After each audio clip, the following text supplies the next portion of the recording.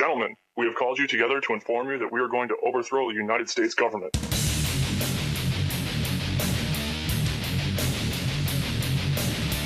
you still think that jet fuel brought down the World Trade Center? Does anybody else see a problem here? If the government has nothing to hide, why are they so afraid to answer a few questions? This story does not add up. Listen to me, listen to your head. Don't listen to anything they say.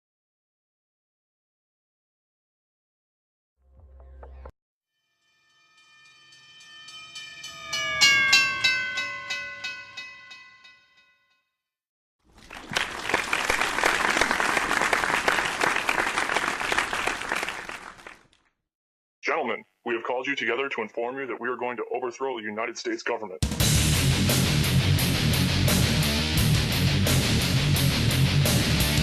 you still think that jet fuel brought down the World Trade Center? Dr. Boyle, going back to my earlier statement and question, just specifically, to have a newspaper editor of a major Jewish newspaper say he's talking to Mossad and other Israelis and they're discussing killing Obama if he doesn't get behind an attack on Iran, that for me is pretty much an open threat and really shows the confidence of some of the Likudniks. And I've seen statements in the Washington Times that they've talked to top people and that Netanyahu knows it's going to be a big war, but that he thinks that he'll come out like Churchill, that once the West is committed to this big war, that he's going to be some type of hero. But as you said, other interest, in the United States, England, and Europe, they're moving weapon systems and ships to Asia, openly menacing. So it's not just Israel; it's the global empire, the Anglo-American establishment, whatever you want to call it, is attempting to start wider wars. But then you ask the question, okay, if you wanted one on 888, why didn't you go ahead and give the Russians the big war if you were going to go ahead and test them? So it's really frightening. Do you think Obama is being blackmailed, or do you think that may have been a threat when they said, hey, we can kill you if you don't do what we want? Right. Whether you support Obama or not is not the issue. He is our president, and he did win a democratic election by the American people. He's legitimately in power there.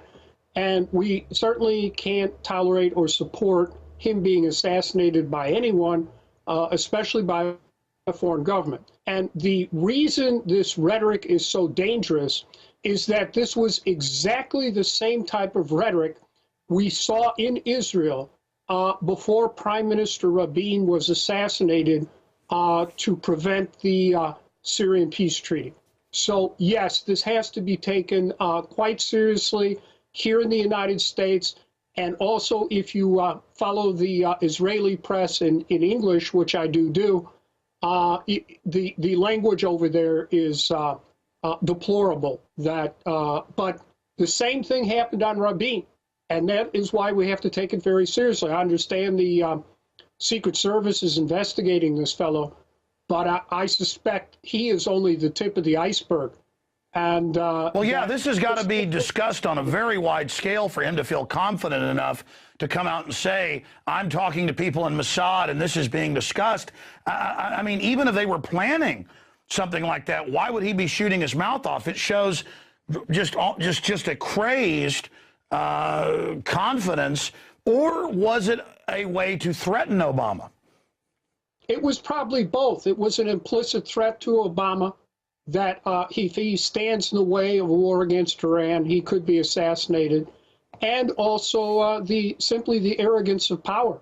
That fortunately we can rely on that some people are so arrogant with power that they tip their hand and they go too far.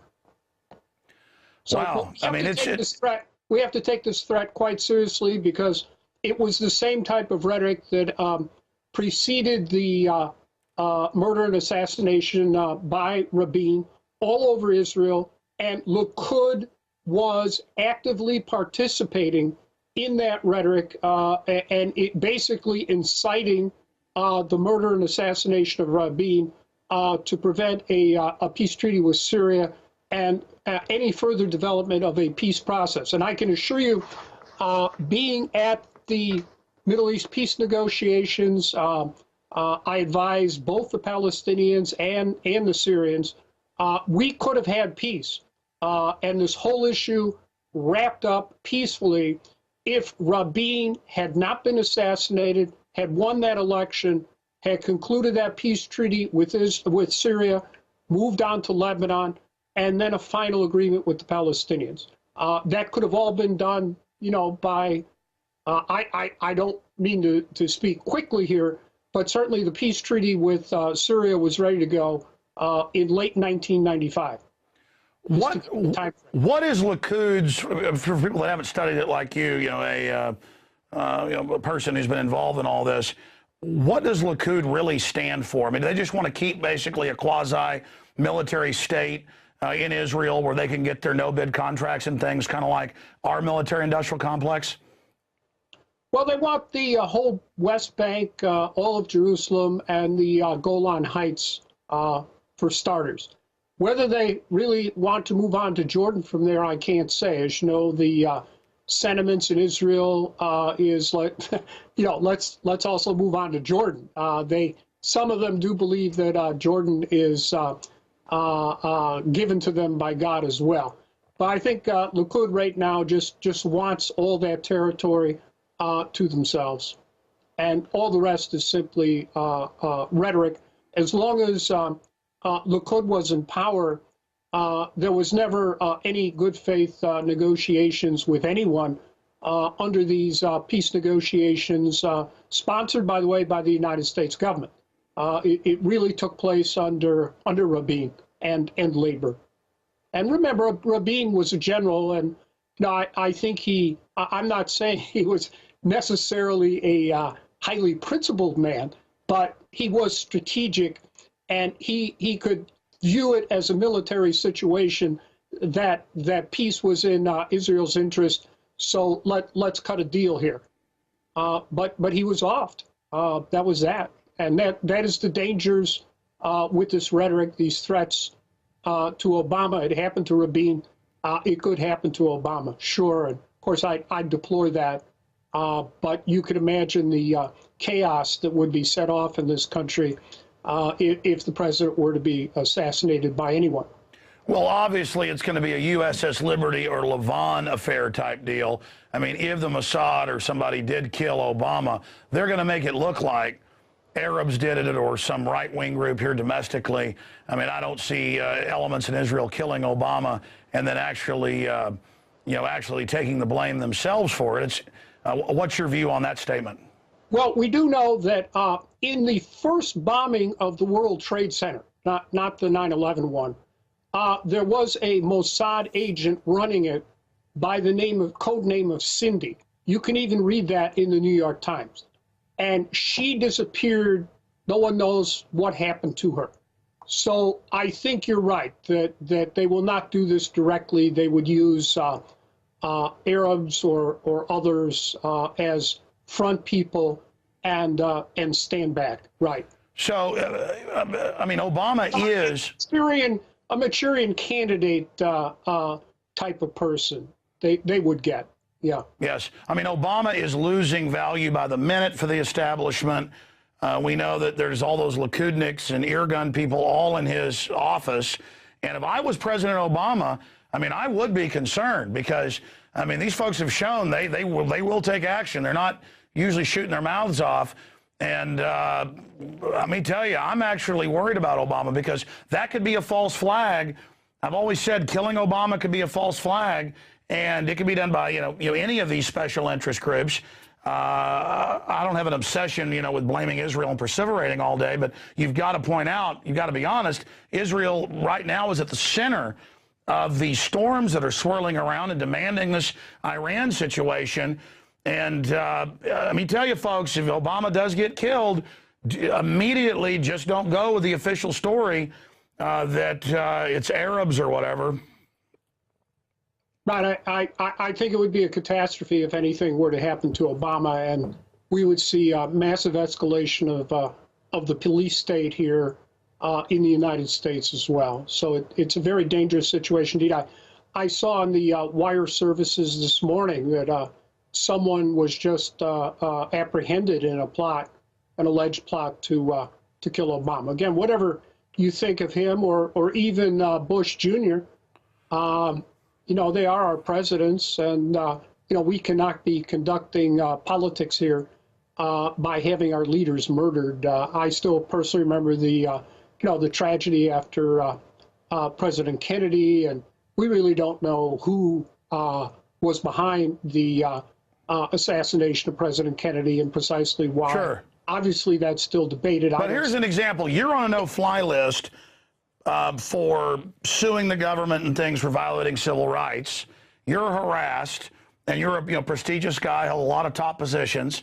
And then meanwhile, this editor over here, he should have been immediately arrested and should have been questioned, not just by the Secret Service, the FBI. Okay, you wrote in a newspaper, you're meeting with the Mossad, and the murder of a U.S. president's being discussed. I was rereading that this morning. I was reading the original paper, looking at it. I'm like, this is crazy. And the guy's out walking around. You have trouble getting on an airplane for no reason. This guy can say, I'm talking to the Mossad, and they're discussing killing the president.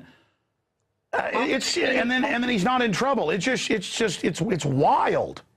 Well, obviously, people like that have very high-level protection in the CIA, in the FBI, in the Secret Service, in the Department of Justice, in Department of Homeland Security. Remember, certainly under Bush Jr., neocons were put in power in all these agencies. So you are correct. He has protection somewhere to be able to get away with this. Yeah, because he didn't just say option is somebody could kill Obama. He said, yeah, we're having meetings about this, and this is don't think I'm joking. Option 3. This is a this is a real option here, and we're looking at it. I mean, that's like, whoa, a guy saying he's representing a foreign country, and let's look at killing the president. And it's like, oh, well, he resigned. It's okay. 2 final questions, and then any other key tidbits that you'd like to relay to people, Dr. Boyle. We really appreciate your time, and also wanted to tell folks about your books here at the end. But a lot of experts, as you said, all these generals are coming out. Former head of the Mossad's come out. A lot of Israeli generals have said it's a catastrophe, a disaster, could start World War III. I mean, it runs from bad to worse, the whole gambit, but none of it's good. It just goes from disaster to Armageddon. Literal Armageddon, all of this going on, and it's just still moving forward. The troops are massing. The case is being sold just like 2002, 2003 in the March lead up. It's all here, but from your perspective, why is an attack on Iran so disastrous, and why do you think the power structure would be leaning towards doing it? Well, of course, we also have to understand that the American power elite very well might be considering just sacrificing Israel and its people to let Israel start the attack on Iran, using Israel as their attack dog, which Israel always has been, and then suffer the consequences from the Iranian retaliation, and then we get in there and take out what's left. So it could be, broader than the notion that Israel runs the United States, I don't find very credible. They do pretty much what we tell them to do. Not all the time, not everywhere. But we're the ones really behind the show here.